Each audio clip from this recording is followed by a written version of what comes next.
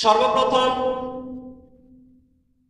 আল্লাহ রাব্বুল আলামিন বান্দাকে জিজ্ঞেস করবেন, মৃত্যুর পরে যাকাতের কথা জিজ্ঞেস করবে না, হজের কথা জিজ্ঞেস করবে না, আপনার দিনদার খিদমতের কথা জিজ্ঞেস করবে না। সর্বপ্রথম যে প্রশ্নটি আল্লাহ তাআলা করবেন, আউয়ালু মা ইউহাসাবু বিহিল আবদু ইয়াওমাল কিয়ামা বিস-সালাহ। বিশ্বনবী সাল্লাল্লাহু আলাইহি সাল্লাম হাদিসের মধ্যে ফরমান, সর্বপ্রথম বান্দাকে আল্লাহ তাআলা যে প্রশ্নটি করবেন সেটা হচ্ছে, বান্দা তুমি দুনিয়ার বুকে নামাজ পড়েছিলা কিনা? নামাজ। সুবহানাল্লাহ। যেই প্রশ্নটি আল্লাহ প্রথম করবেন, তাহলে সেই প্রশ্নটির জন্য আমাদেরকে কতটুকু প্রস্তুত হতে হবে? মুসলমান ভাইয়েরা আমার কান দিয়ে লক্ষ্য করেন, গভীর মনোযোগ দিয়ে শ্রবণ করেন। প্রথম প্রশ্নটি যদি আপনার জন্য সহজ হয়ে যায়, পরবর্তী প্রশ্নগুলো আপনার জন্য আরো সহজ হয়ে যাবে। আর প্রথম প্রশ্নের উত্তর দিতে যদি আপনি হিমশিম খেয়ে যান, প্রথম প্রশ্নের উত্তর যদি আপনি না দিতে পারেন, পরবর্তী সকল প্রশ্নের উত্তর দিতে আপনার জন্য বড় মুসিবত হয়ে যাবে, বড় কষ্ট হয়ে যাবে। এই জন্য মুসলমানদের সর্বশ্রেষ্ঠ যদি ওয়াজ থাকে, এটা আমার ব্যক্তিগত মত, সেটা 1 নাম্বার ওয়াজ হবে as-সালাত। as-সালাত ওয়া মা মালাকাত আইমানুকুম, নামাজ, নামাজ আর নামাজ। নবীজির জীবনের শেষ ইন্তিকালের সময়, অন্তিম মুহূর্তে, মৃত্যু সন্ধিক্ষণে প্রিয় নবী তার স্ত্রীর কথা বললেন না, প্রিয় নাতির কথা বললেন না, সাহাবীদের কথা বললেন না। যে কথাটি নবীজির ইন্তিকালের পূর্বে মুহূর্তে যে কথাটি তিনি উচ্চারণ করেছেন, সেই কথাটি হচ্ছে as-সালাত। as-সালাত ওয়া মা মালাকাত আইমানুকুম, নামাজ, নামাজ, আমার উম্মতের নামাজ ছেড়ে দিও না, নামাজ। ঠিক কি না? তাহলে এই নামাজ পড়ার জন্য আমরা প্রস্তুত আছি তো ইনশাআল্লাহ? মুসলমানের নামাজ ছাড়া কোনো গতি নাই। আপনি যত ইসলামিক আন্দোলন করেন, ভালো যত কাজ করেন, ওইগুলো হবে আপনার জন্য নফল হিসেবে গণ্য হবে। প্রথম প্রশ্নের যে উত্তর যদি আপনি না দিতে পারেন, সেগুলো আপনার কোনো কাজে আসবে না। আর এই প্রথম প্রশ্নের উত্তর যদি আপনি দিতে পারেন, আল্লাহ তাআলা যদি আপনাকে নামাজের কাতারে আপনার নামটি লিখিয়ে দেন, তাহলে আপনার কোনো ভয় নাই, কোনো চিন্তা নাই। পরবর্তী প্রশ্নের উত্তরগুলো আপনার জন্য আরো সহজ করে দিবেন কে?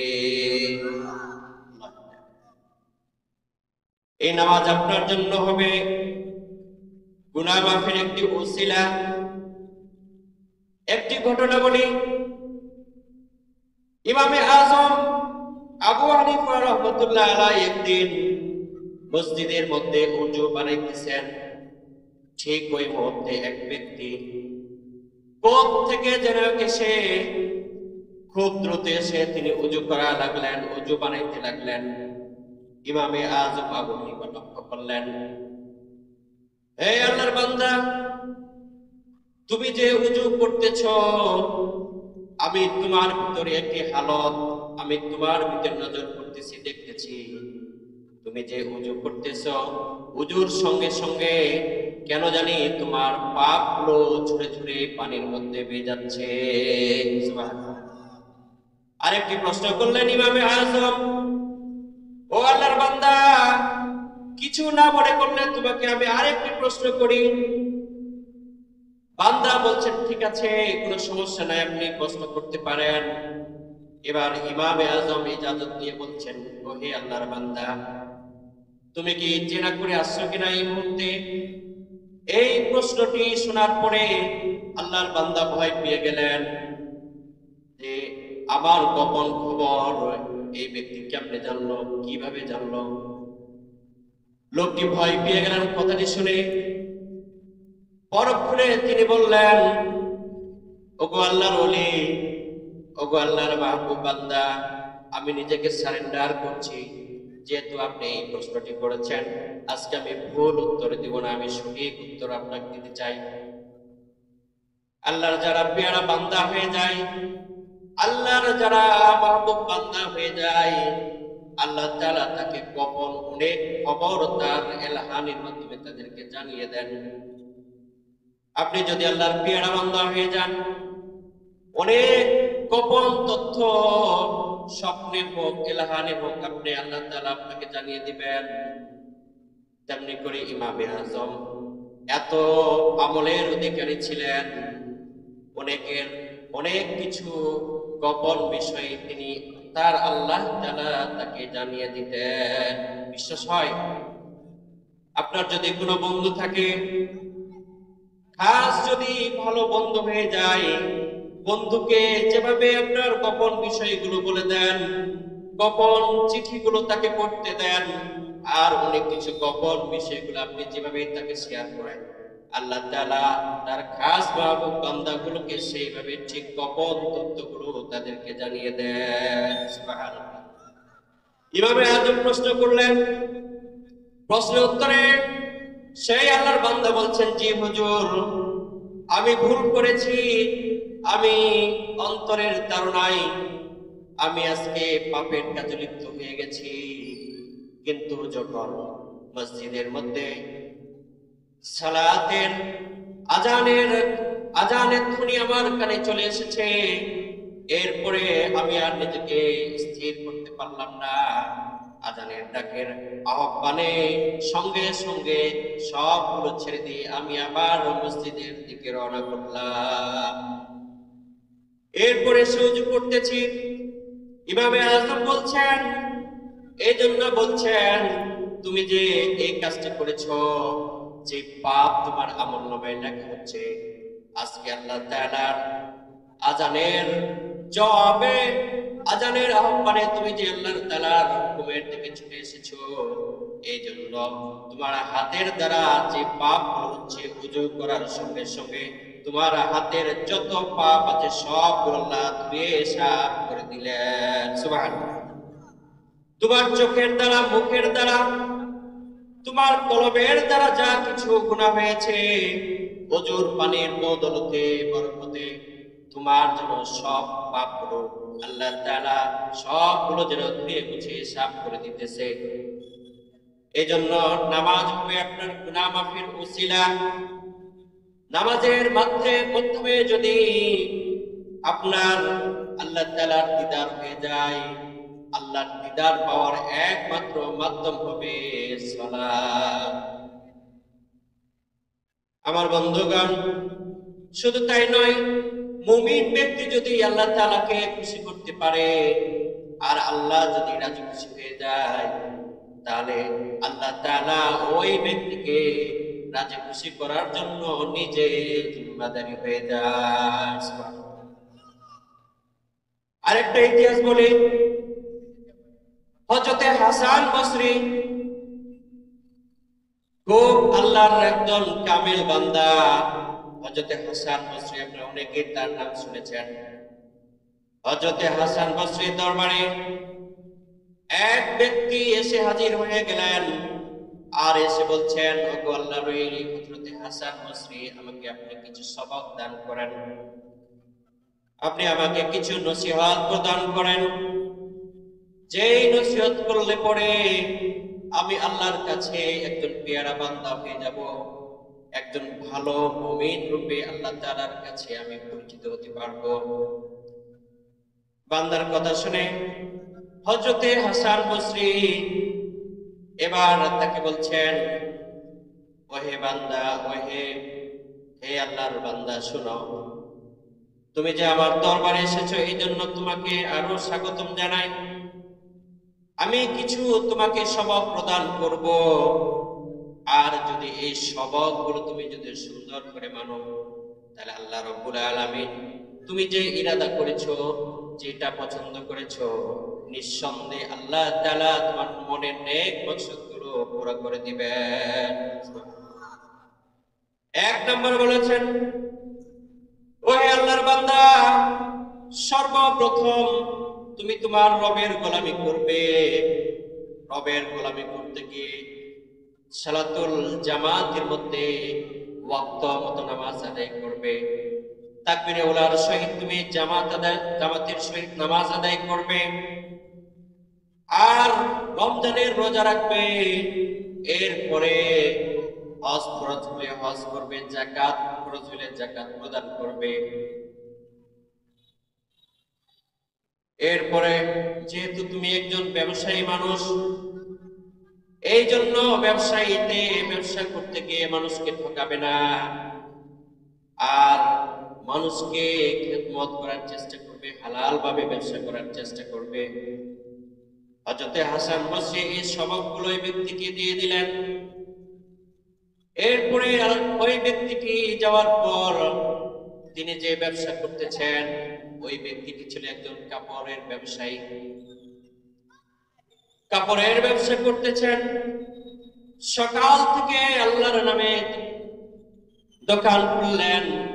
দোকান খোলার পরে ফজর থেকে জোহর হয়ে যায়, আল্লাহর বান্দার দোকানে কোনো কাস্টমার আসে না। এরপরে জোহরের আজান হয়ে গেল, আল্লাহ তাআলার ডাক চলে আসলো। এই জন্য তিনি যে হাসান বসরির সবক পেয়েছেন, তাকবীরে উলার সহিত তাকে জামাতে নামাজ পড়তে হবে। তিনি চলে গেলেন। এবার আল্লাহর ডাকে সাড়া দিয়ে এবার মসজিদে চলে গেলেন, জোহরের নামাজ আদায় করলেন। এরপরে নামাজ শেষ করে আবার দোকানে এসে বসলেন। জোহর থেকে আসর হয়ে গেল, আল্লাহর বান্দার দোকানে কোনো কাস্টমারের খবর নাই। পাশে ছিল এক ইহুদির দোকান। সেই ইহুদির দোকানে অনেক কেনাবেচা হয়, অনেক কাস্টমার আসে। এরপরে আসর থেকে মাগরিব পর্যন্ত অপেক্ষা করতেছেন। ঠিক মাগরিবের আজান হয়ে যাচ্ছে, এই মুহূর্তে দুইজন কাস্টমার এসে ওই আল্লাহর বান্দাকে বলে, ওহে দোকানদার ভাই, আমরা তোমার দোকানে কিছু সদাই নিতে চাই, তোমার দোকানে আমরা কিছু কাপড় নিতে চাই, এখন দেওয়া যাবে নাকি? আল্লাহর বান্দা বলতেছেন, মসজিদে বাস্তবে আজান হয়ে গেছে, হাইয়া আলাস সালাহ বলে আমাকে ডাক দিতেছে।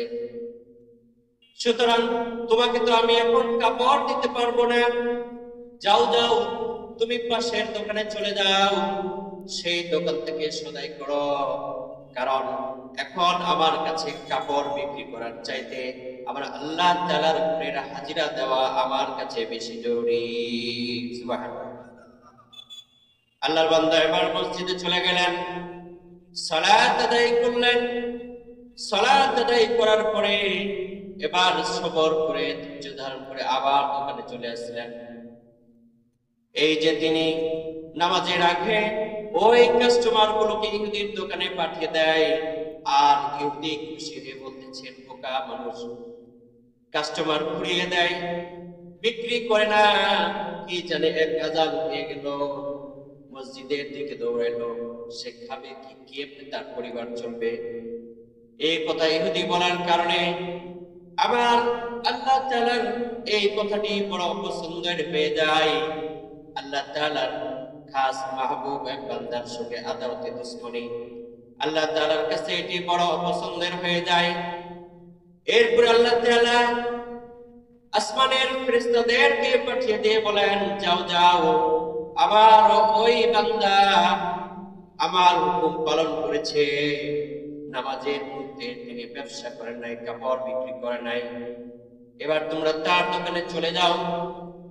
আল্লাহর বান্দা নামাজ শেষে এসে এবার দেখতেছেন অনেক মানুষ তার দোকানে এসে ভিড় করে দেওয়া শুরু করে দিলেন। সবাই এমন এমন কাপড় নেওয়া শুরু করলো, পাশের ইহুদি সারাদিনে যত কাপড় বিক্রি করেছেন তার ডাবল কাপড় আল্লাহর বান্দা ওই মুহূর্তের মধ্যে বেচা কিনা শেষ করলেন। আল্লাহর বান্দা বড় খুশি হয়ে যায়। খুশি হয়ে এবার আল্লাহর ওলির দরবারে চলে গেলেন। হযরতে হাসান বসরির দরবারে গিয়ে তিনি যখন উপস্থিত হইলেন, এবার হযরতে হাসান বসরি মুচকি এসে বলে, কি রে, কি খবর? কালকে তোমার নাকি অনেক বেচা কিনা হয়েছে। কয় জি হুজুর, অনেক বেচা কিনা হয়েছে। এমন বেচা কিনা হয়েছে যে ইহুদি একদিনে যতগুলো বেচা কিনা করে, তুমি কয়েক মুহূর্তের মধ্যে তার ডাবল বেচা কিনা করছো। এবার আল্লাহর বান্দা বলে যে হুজুর, হাসান বসরি, হযরত হাসান বসরি বলতেছেন, আল্লাহর শুকরিয়া জ্ঞাপন করো। তুমি যেগুলোকে মানুষ বেচে, যাদেরকে তুমি কাপড় সদাই বিক্রি করেছো, কাপড় বিক্রি করেছো, এগুলো তো কোনো সাধারণ মানুষ নয়, এগুলো হচ্ছে মানুষ বেশি আল্লাহর ফেরেশতা। সুবহানাল্লাহ। মুসলমান ভাইরা আমার, আল্লাহ তাআলাকে যদি আপনি রাজি খুশি করাইতে পারেন, আপনার কোনো ভয় নাই, রিজিকের কোনো ভয় নাই, কোনো চিন্তা নাই। যেমনি ভাবে ওই ব্যক্তি আল্লাহর পেয়ারা হয়েছেন, আল্লাহর ইবাদতকে তিনি গুরুত্ব দিয়েছেন, আর তার রিজিকের ব্যবস্থা স্বয়ং আল্লাহ ফেরেশতা দ্বারা তার করে দিয়েছেন। আমরা যদি আজ আল্লাহ তাআলার প্রিয় বান্দা হয়ে যাই, খাস মাহবুব বান্দা হয়ে যাই, তাহলে আমাদের কোনো ভয় থাকবে না, কোনো চিন্তা থাকবে না। যেহেতু আসসামাউ রিজকুহা, রিজিকের মালিক হচ্ছেন একমাত্র আল্লাহ তাআলা। এই জন্য হযরত লুকমান আলাইহিস সালাম বলতেছেন, ইয়া বুনাইয়া, হে আমার বৎস, হে আমার সন্তান, আকিমিস সালাহ, সর্বপ্রথম জমিনের মধ্যে তুমি নামাজ প্রতিষ্ঠা করবে, নামাজ কায়েম করবে, আর নামাজের মাধ্যমে তোমার রবকে তুমি খুশি করবে। আর তোমার রবকে যদি খুশি করতে পারো, তোমাকে খুশি করার জন্য তোমার রব নিজে জিম্মাদারি হয়ে যাবে। সুবহানাল্লাহ। শুধু তাই নয় বন্ধুগণ, গভীর মনোযোগ দিয়ে শ্রবণ করুন। নামাজের মাধ্যমে আপনি যদি নামাজে দাঁড়িয়ে যান, আল্লাহ তাআলা কিভাবে খুশি হন, মুসলিম শরীফের 904 নম্বর হাদিস আপনাদের সামনে বলবো। আপনি যখন ওযু করার পরে আল্লাহ তাআলার ঘরের মধ্যে প্রবেশ করলেন, মুসল্লার মধ্যে দাঁড়িয়ে গেলেন, দাঁড়ানোর পরে যখন ওই দোয়াটি করতেছেন, ইন্নী ওয়াজ্জাহতু ওয়াজহিয়া লিল্লাযী ফাতারাস সামাওয়াতি ওয়াল আরদ হানিফাও ওয়া মা আনা মিনাল মুশরিকিন। যখন আপনি নামাজে মুসল্লার মধ্যে দাঁড়িয়ে গেলেন, ইন্নী ওয়াজ্জাহতু ওয়াজহিয়া, নিশ্চয় আমি মুতাওয়াজ্জিহ হচ্ছি, মুখ ফিরাচ্ছি সেই আল্লাহ তাআলার দিকে, যিনি ফাতারাস সামাওয়াতি ওয়াল আরদ, আসমান এবং জমিনের মালিক, তার দিকে আমি মুতাওয়াজ্জিহ করছি। হানিফাও ওয়া মা আনা মিনাল মুশরিকিন, আর আমি নিশ্চয় মুশরিকদের মধ্যে অন্তর্ভুক্ত নয়। এই কথা বলে যখন আপনি আল্লাহর কাছে হাজিরা দিতে শুরু করলেন, আল্লাহ তাআলা আপনার কাছে আরো নিকটবর্তী হওয়া শুরু করলেন। এরপরে আল্লাহু আকবার বলে কান বরাবর হাত তুলে আপনি আল্লাহর দরবারে সারেন্ডার করলেন। এরপরে আপনি যখন সূরাতুল ফাতিহা তিলাওয়াত করলেন, সূরাতুল ফাতিহা যখন বান্দা নামাজের মধ্যে তেলাওয়াত করে, আর আল্লাহ তাআলা তার সূরাতুল ফাতিহার জবাব আল্লাহ তাআলা আরশে আজিমে বসে জবাব দেওয়া শুরু করলেন। সুবহানাল্লাহ। বান্দা যখন নামাজে দাঁড়িয়ে যায়, প্রত্যেক সালাত তথা সূরার আয়াতের জবাব আল্লাহ আরশে আজিমে বসে বসে দেন। সুবহানাল্লাহ। মুসলিম শরীফের 904 নম্বর হাদিস, ইযা ক্বালা আবদু আলহামদুলিল্লাহি রাব্বিল আলামিন, যখন বান্দা বলা শুরু করলেন, আল্লাহ তাআলা আরশে আজিমে বসে তিনি জবাব দিতেছেন, হামিদানি আবদি। এরপরে বান্দা যখন বললেন আর রহমানির রহিম, বান্দা বান্দিরা যখন বলে আর রহমানির রহিম, আল্লাহ তাআলা আরশে আজিমে বসে এবার বলতেছেন আসনা আলাইহি আবদি। বান্দা যখন বলে মালিক ইয়াউমিদ্দিন, আল্লাহ তাআলা আরশে আজিমে বসে জবাব দিচ্ছেন মাদ্দাজানি আবদি। এরপরে আবার আল্লাহর বান্দা বান্দিরা যখন বলা শুরু করলেন ইয়্যাকা না'বুদু ওয়া ইয়্যাকা নাস্তাঈন, আল্লাহ তাআলা জবাব দিয়ে বলছেন হাযা বাইনি ওয়া বাইনা আবদি। বান্দা যখন আবার বললেন ইহদিনাস সিরাতাল মুস্তাকিম সিরাতাল লাযীনা আন'আমতা আলাইহিম গায়রিল মাগদুবি আলাইহিম ওয়ালাদ-দাল্লিন আমিন। এরপরে যখন এই সূরা ফাতিহা শেষ করলেন, এখনো নামাজ শেষ হয় নাই, এখনো রুকুতে যায় নাই, বান্দা এখনো সিজদাতে যায় নাই, এখনো তাশাহুদ পড়া বাকি আছে। আল্লাহ তাআলা কি জবাব দিচ্ছেন বলেন, এবার শুনেন। হাযা লিআবদি ওয়া লিআবদি মা সাল। বান্দা যখন এই সূরাতুল ফাতিহার মধ্যে যা কিছু চাইলেন, নামাজ শেষ হওয়ার আগে আগে এবার আল্লাহ তাআলা জবাব দিয়ে বলেন হে বান্দা, তুমি আমার কাছে যা যা চাইলে আমি আল্লাহ বড় খুশি হয়ে গেছি। আর এই চাওয়ার যা কিছু সমাপ্ত আছে আর যা বাকি আছে সবগুলো আমি আল্লাহ তাআলা খুশি হয়ে তোমাকে মাফ করে দিলাম। সুবহানাল্লাহ। আমার ভাইরা গভীর মনোযোগ দিয়ে শ্রবণ করুন। এই জন্য আল্লাহ তাআলার কাছে সব চাইতে পছন্দনীয় ইবাদত হচ্ছে নামাজ। নামাজ হচ্ছে মুসলমানদের জন্য মেরাজ শরীফ। নামাজের মাধ্যমে আল্লাহ এবং বান্দার মধ্যে বন্ধুত্ব তৈরি হয়। গোলাম আব্দুল এবং গোলাম আর রবের মধ্যে এক সম্পর্ক সৃষ্টি হয় নামাজের মাধ্যমে। এই জন্য আমার গভীর আপনাদের প্রতি আমরা বিনীত অনুরোধ থাকলো, আমার ভাইরা, আমার বাবাজিরা, আমার নামাজ ছাড়া মুসলমানদের কোনো কল্পনা করা যাবে না। সর্বপ্রথম মুসলমানদের পরিচয় হবে সালাত। সালাত রাজি আছেন তো মুসলমানেরা? আল্লাহ রাব্বুল আলামিন কবুল করুক, সকলে বলি আমিন। এই জন্য হযরত লুকমান আলাইহিস সালাম সর্বপ্রথম সেই সবক দিলেন তার সন্তানকে। এই সবক দেওয়ার পরে তারপরে তার ছেলেকে দ্বিতীয় নাম্বার সবক দিলেন ওয়ামরু বিল মারুফ, সৎ কাজে আদেশ দিতে বললেন। এরপরে তৃতীয় নাম্বার সবক হচ্ছে ওয়াকিমিস সালাত। এরপরে ওয়ামুর বিল মারুফ, সৎ কাজের মানুষকে আদেশ দিবা। আর সৎ কাজের আদেশ দিতে গিয়ে যদি তোমার উপরে কোনো বিপদ আছে, কোনো ভয় থাকে, যদি কোনো মুসিবত অর্পণ করে, তাহলে ওই কঠিন নিদানের সময় ওয়াসবির আলা মা আসাবাক, আল্লাহ তাআলার কাছে ধৈর্য ধারণ করবে, সবর তুমি আদায় করবে, সবর স্থাপন করবে।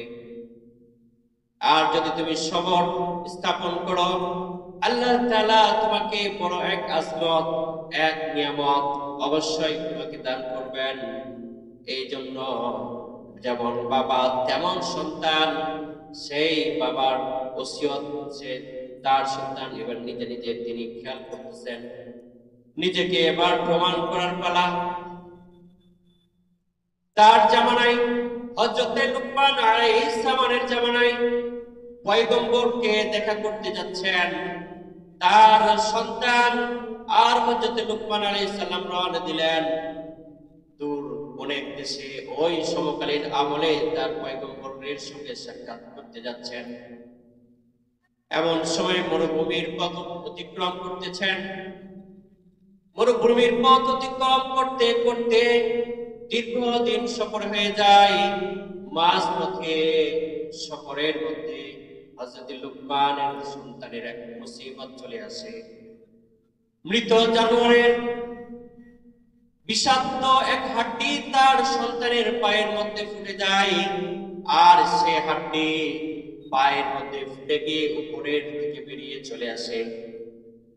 হাড্ডি এবার পায়ে ফোটানোর পরে প্রচন্ড ব্যথা অনুভব হইল। আর দিন দিন যত সময় যেতে লাগলো, পায়ে পচন শুরু হয়ে গেল। এরপরে পচন শুরু হয়ে যাওয়ার পর এমন এক মুসিবত তার উপরে অর্পণ হয়ে গেল। হযরতে লুকমান আলাইহিস সালাম তার সন্তানকে যে নসিহত করেছেন, ওয়াসবির আলা মা আসাবাক, হে আমার বৎস, তুমি সবর করো, তুমি ধৈর্য ধারণ করো, নিঃসন্দেহে আল্লাহ তাআলা তোমাকে কঠিন এক ফয়সালা দিবেন, এর যাজা তোমাকে প্রদান করবেন। দিন যেতে না যেতে তার সন্তানের পা পচে নষ্ট হয়ে যাওয়ার উপক্রম হয়ে যায়। এমন সময় হযরত লুকমান আলাইহিস সালাম এবারে সিজদায় পড়ে গেলেন। সন্তানের করুণ দশা দেখে নিজেকে আর কন্ট্রোল করতে পারলেন না। হযরত লুকমান আল্লাহর পেয়ারা মাহবুব বান্দা সিজদায় পড়ে আল্লাহ তাআলার কাছে এইবার সাহায্য প্রার্থনা করলেন। আর মাহবুব বান্দা বলা শুরু করেছেন, তো আল্লাহ তাআলা দেওয়া দিতে দেরি করেন নাই। সঙ্গে সঙ্গে হযরতে জিবরাইল আলাইহিস সালামকে তাদেরকে সহযোগিতা করার জন্য, সাহায্য করার জন্য সঙ্গে সঙ্গে তাদের কাছে পাঠিয়ে দেন। সুবহানাল্লাহ। হযরতে জিবরাইল আলাইহিস সালাম মানুষ বেশে তাদের সঙ্গে সাক্ষাৎ করলেন, মুলাকাত করলেন, নিজের পরিচয়কে গোপন করলেন। গোপন করে এবার তার সন্তানের হালত জিজ্ঞাসা করলেন।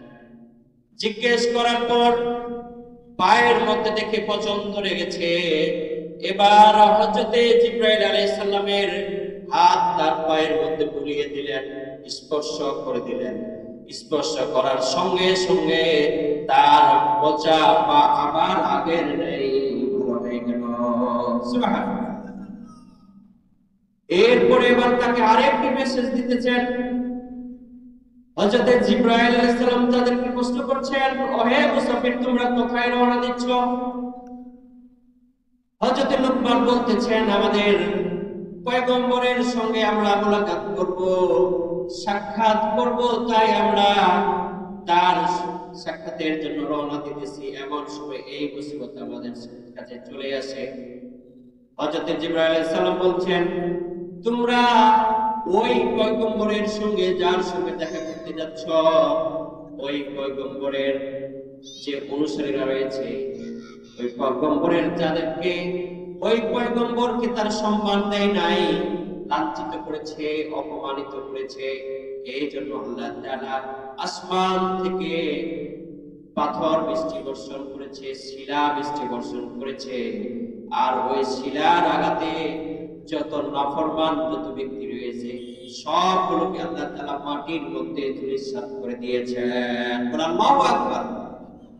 এই জন্য আল্লাহ তাআলা তার পেয়ারা মাহবুব বান্দাদেরকে কতদিন এই মরুভূমির দিকে তাদেরকে ঘুরাইলেন, ফিরাইলেন, আর তাদেরকে ছোট মুসিবত দিয়ে বড় মুসিবত থেকে তাদেরকে এবার রক্ষা করলেন। এরপরে তারা এই খবরটি পেয়ে বড় আনন্দিত হয়ে যায়, আশ্চর্যান্বিত হয়ে যায়। আল্লাহ তাআলার শুকরিয়া জ্ঞাপন করে তারা আবার সিজদায় অবনত হয়ে যায়। এই জন্য আমি বলতেছি, ভাইরা আমার, আল্লাহ তাআলার পক্ষ থেকে যখন কোনো মুসিবত চলে আসে, যখন কোনো বিপদ আসে, এই জন্য সর্বপ্রথম আমরা যার কাছে সাহায্য চাবো তিনি কে? আল্লাহ তাআলা। পৃথিবীর কোনো মানুষ আমাদেরকে শেফা দান করতে পারে না যদি না আল্লাহ তাআলা চান। কথা ঠিক কিনা? দুনিয়ার কোনো ডাক্তার, কোন কবিরাজ, কোন হাকিম আপনাকে শেফা দান করতে পারবে না যদি না আল্লাহ তাআলা আপনাকে আপনার নসিবে শেফা নসিব করে থাকেন। যতক্ষণ না আপনার নসিবে শেফা নসিব করবেন না, দুনিয়ার যত ডাক্তার রয়েছে, কবিরাজ রয়েছে, যদি এক হয়ে যায় আর সমস্ত তদবির মেডিসিন দিয়ে যদি আপনাদেরকে খুলে খাইয়ে দেওয়া হয়, এরপরেও আল্লাহ তাআলার শেফা যদি নসিবে না হয়ে যায়, তাহলে আপনার শেফা আপনাকে আর সুস্থ করতে পারবে না। কথা ঠিক কিনা? এই জন্য তার সন্তানকে 2 নম্বর তিনি যে ওসিয়ত করলেন, এই কথা মতো যেমন বাবা তেমন সন্তান, সে তার মতো সবর করলেন, ধৈর্য ধারণ করলেন। তার প্রমাণ আল্লাহ তাআলা সঙ্গে সঙ্গে তাদেরকে দিয়ে দিলেন। শুধু তাই নয় বন্ধুগণ, আর একটা সবক তার সন্তানকে দিলেন, সেটা হচ্ছে সৎ কাজের আদেশ আর অসৎ কাজের নিষেধ। আমার ভাইরা আমার, সৎ কাজের আদেশ যদি দেয় আর অসৎ কাজের যদি নিষেধ করি, তাহলে এটা করার পরে বিপদ আসার সম্ভাবনা আছে কিনা? আছে কিনা? আপনি যদি মানুষকে ভালো কাজের দিকে আহ্বান করেন, আমাদের সমাজে কিছু কথা রয়েছে যে হক কথা বললে হাজী সাহেব খারাপ। আপনি যদি ভালো কথা বলেন, মানুষগুলো গ্রহণ করবে না, তবে আপনি আপনার কাজ করেন, আমরা পেরেশানিতে আছি। অন্যের বাড়িতে খান তো হুজুর হইছেন, খাওয়া দাওয়ার অভাব নাই, দান পান না, কি যে কষ্টের সংসার চালাই আমি বলি। নামাজ পড়ার টাইম নাই, ভালো কাজ করার টাইম নাই, রাজনৈতিক মঞ্চ হলে এই পুরো মাঠ পড়ে যায়। কথা ঠিক কিনা? কিছুদিন আগে নির্বাচন হইল, আমি যদি আসি নাই, তবে মোবাইলে দেখেছি, লাইভে দেখেছি প্রোগ্রাম, তিল পরিমাণ মাঠে জায়গা নাই। কথা ঠিক কিনা? অথচ আজকে কোরআনের মাহফিল, এখানে অসংখ্য কাতারে কাতারে ফেরেশতা নাজিল করেছেন, কিন্তু গুটি কয়েক বান্দা আমার সামনে এসে হাজির হয়েছে। আলহামদুলিল্লাহ, আমি যাদেরকে পেয়েছি সন্তুষ্ট হয়েছি। এগুলো হচ্ছে খাস বান্দা, আল্লাহ নিজে চয়েস করে তাদেরকে এখানে পাঠিয়েছেন। আর যাদেরকে চয়েস করেন নাই, যাদেরকে পছন্দ করে নাই, ওই সকল বান্দারা কেবল মাঠের মধ্যে, মাঠের বাইরে মার্কেটে ঘোরাফেরা করছে। কথা ঠিক কিনা? আল্লাহ যদি আপনার কবরে হেদায়েত নসিব না করেন, কোন ব্যক্তি আপনাকে হেদায়েত নসিব করতে পারবেন না। যেমনি ভাবে আল্লাহ রাসূল সাল্লাল্লাহু আলাইহি সাল্লাম তার কাছে অসংখ্যবার দাওয়াত প্রদান করেছেন, এত দাওয়াত প্রদান করেছেন, তার নসিবে আল্লাহ তাআলা হেদায়েত কবুল করেন নাই। তাই হেদায়েতের নূর তার অন্তরে আল্লাহ জ্বালিয়ে দেন নাই। এই জন্য আল্লাহ তাআলা তার হাবিবকে বলতেছেন, হে আমার হাবিব, তুমি যে বারবার তোমার চাচাকে হেদায়েতের বাণী পৌঁছায় দিতেছ, অথচ হেদায়েতের মালিক হচ্ছি আমি আল্লাহ তাআলা। আল্লাহ রাব্বুল আলামিন বলতেছেন, ওই নবী শুনো, ইন্নাকা লা তাহদি মান আহবাবতা। ওই নবী, তুমি যতই চেষ্টা করো, যতই প্রচেষ্টা চালাও, আমি আল্লাহ যদি কাউকে হেদায়েত নসিব না করে থাকি, তাহলে তুমি কুসিন কালো তাকে হেদায়েতের পতাকার নিচে আনতে পারবে না। কথা ঠিক কিনা? এই জন্য আমি বলতেছি, তরুণ ভাইরা আমার, বাবারা আমার, মুরব্বী বাবারা আমার, যুবক ভাইরা আমার, একমাত্র আল্লাহ তাআলার মাহবুব বান্দারা, তারা জান্নাতের প্যান্ডেলে এসে হাজিরা যারা দিয়েছেন, স্বয়ং আল্লাহ তাআলা আপনাদেরকে চয়ন করেছেন, চয়েস করেছেন। এই জন্য আল্লাহ তাআলা আপনাদেরকে এখানে আসার এবং বসার তৌফিক দান করেছেন। সুবহানাল্লাহ। আর যার কপালে হেদায়েত নাই, এই জন্য তাকে বিগড়ে দিয়ে, তাকে মার্কেটে ইবলিস শয়তান তাকে তাড়া করছে, অন্যান্য দিকে তাকে ধাওয়া করছে, যেটা আমি এখানে আপনাদের সামনে বলতে পারবো না। এটা সত্য, কিন্তু সত্য কথা বললে চাকরি থাকবে না। এটাই হচ্ছে বর্তমান দুনিয়ার নীতি। আমার ভাইরা আমার, গভীর মনোযোগ দিয়ে শ্রবণ করুন। যখন আল্লাহর হাবিব সাল্লাল্লাহু আলাইহি সাল্লাম সত্য কথা মক্কার জমিনে দাওয়াত দেওয়া শুরু করলেন, 40 বছর আগে নবুয়তের জিন্দেগির আগ পর্যন্ত বিশ্ব নবী সবার কাছে যেই নামে পরিচিত ছিলেন, সেই নাম কি? আল আমিন। আমার ভাইরা, সেই নাম কি ছিল? আল আমিন তথা বিশ্বাসী। 40 বছর আগে কোন ইহুদি এবং কাফের যদি মূল্যবান সম্পদ থাকতো, এই সম্পদগুলো বিশ্বনবী মুহাম্মদ রাসূলুল্লাহ সাল্লাল্লাহু আলাইহি সাল্লামের কাছে জমা দিতেন। এই জন্য যে তিনি ছিলেন আল আমিন, সবার কাছে অনেক বিশ্বাসী। যেই আল্লাহর পক্ষ থেকে কোরআনের বাণী নাযিল হয়ে গেল, তার উপরে আল্লাহর কিতাবের বাণী চলে আসলো, ওহীর জ্ঞান তার কাছে যখন চলে আসলো, এরপরে যখন সত্য কথাগুলো তিনি মানুষের মাঝে প্রচার করতে গেলেন, প্রচার করতে গিয়ে সে আল আমিন আর তাদের কাছে আল আমিন হয়ে থাকতে পারলো না। কথা ঠিক কিনা? একটু মহব্বতের সহিত দরুদ পড়েন আল্লাহ।